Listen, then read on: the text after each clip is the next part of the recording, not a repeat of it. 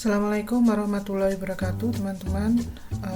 Berikut ini adalah tutorial SPSS mengenai uji reliabilitas dan validitas.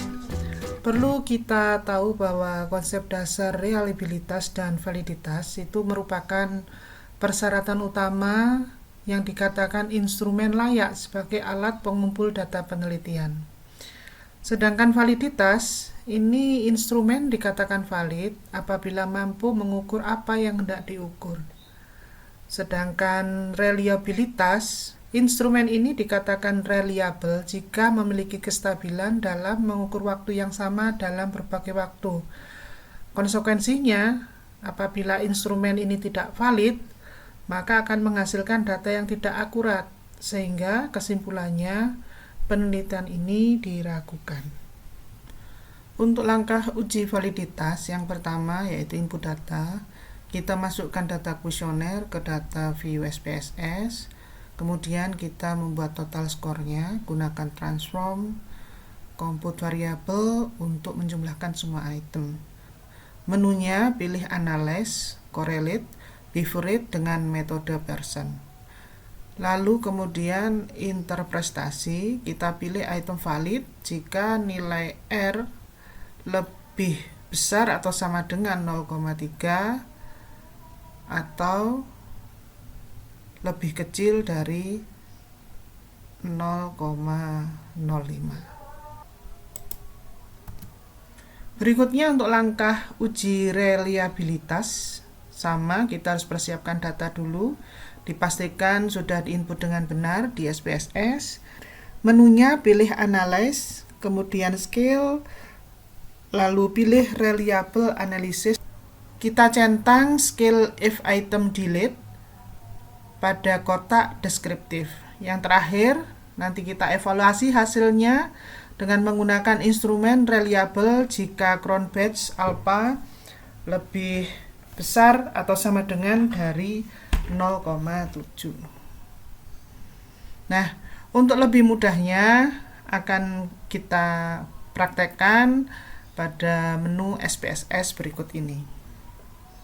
Kita lanjutkan. Jadi ini adalah data input ke SPSS. Ini adalah variable view-nya. Kemudian ini data view-nya. Kita klik analyze, kemudian correlate, dan bifurcate. Kita select dari X1 sampai dengan total X1. Kita klik, kemudian kita OK. Berikut ini hasil tampilan analis untuk menguji validitas menggunakan Pearson. Selanjutnya kita menentukan valid atau tidak valid dari suatu data kuesioner. Kalau dilihat di sebelah kanan, hasilnya untuk total di sini 0,384, 0,537, 0,637, 0,592 dan seterusnya.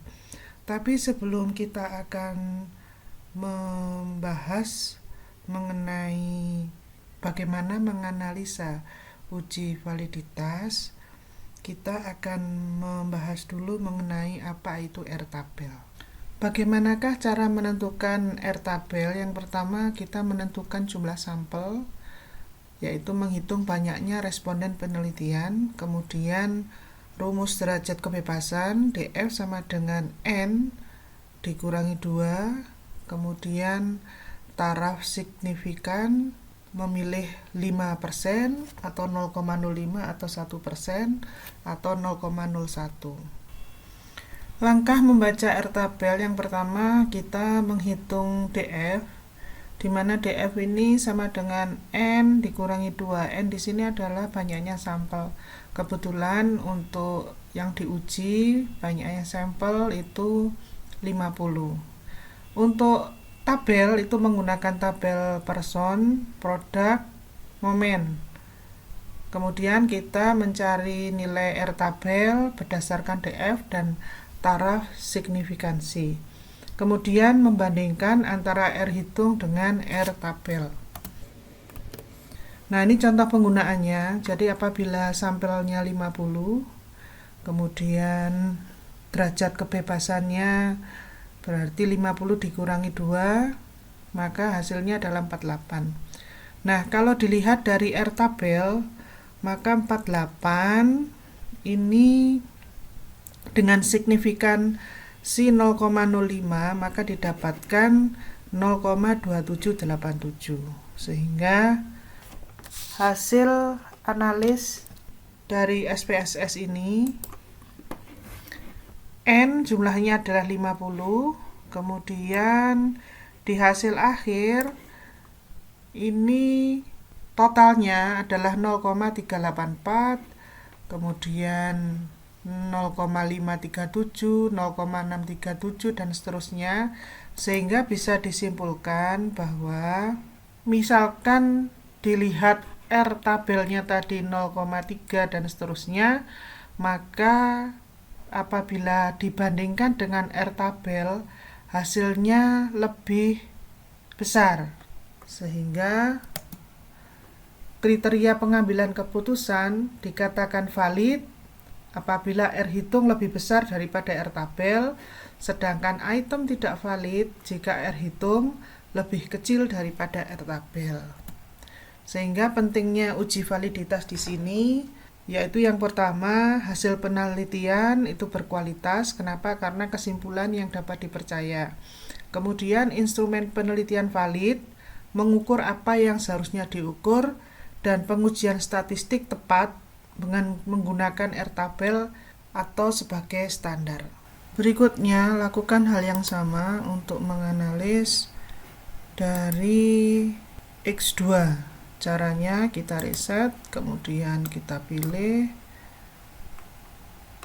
X2 sampai dengan totalnya, kemudian kita klik panah, lalu kemudian kita OK. Nah, bisa dilihat di sini untuk jumlah sampelnya masih tetap 50, kemudian hasil X21.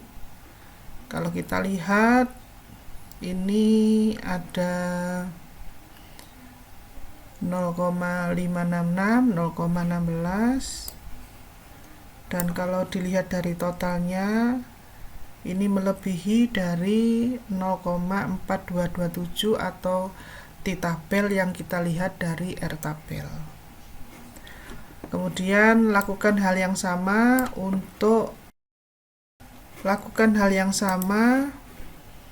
untuk yang Y. Berikutnya kita akan menguji reliabilitas. Uji reliabilitas berkaitan dengan akurat, presisi, dan juga konsistensi dalam pengukuran. Langkah-langkahnya yaitu yang pertama, persiapan data. Pastikan data sudah diinput ke SPSS dengan format yang benar. Dihindari missing value. Kemudian untuk akses menu, buka analis, scale, kemudian reliability analysis.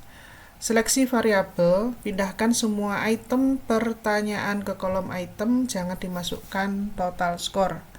Kemudian untuk konfigurasinya, kita milih opsi model, pilih alpha atau crown bunch alpha. Nah, untuk interpretasi hasil uji reliabilitas, nilai alpha harus lebih besar dari 0,7.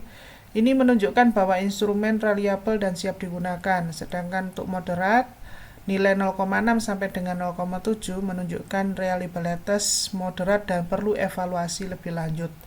Akan tapi jika nilainya kurang dari 0,6, maka di sini instrumen tidak reliable sehingga perlu direvisi. Nah, contohnya misalkan nilai crown bunch alpha di sini 0,872 untuk 9 item, maka menunjukkan konsistensi internal yang sangat baik. Nah, untuk hasil yang bagus minimal 30 responden untuk uji coba. Untuk lebih mudahnya kita masuk ke program SPSS. Kita klik analis, kemudian skill, reliable analysis, kemudian kita reset dulu.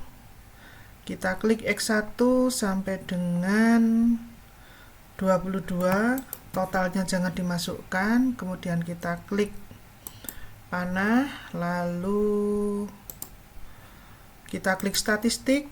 Nah, kita pilih scale if item deleted, kemudian continue dan OK.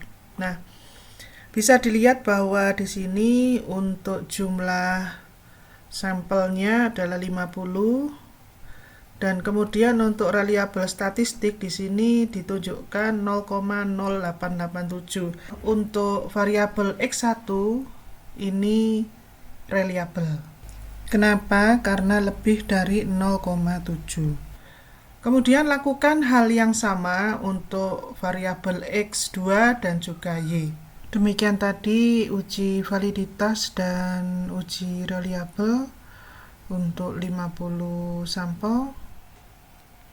Dengan jumlah kuesioner 22 untuk variabel X1, kemudian variabel X2 15 dan Y sebanyak 24.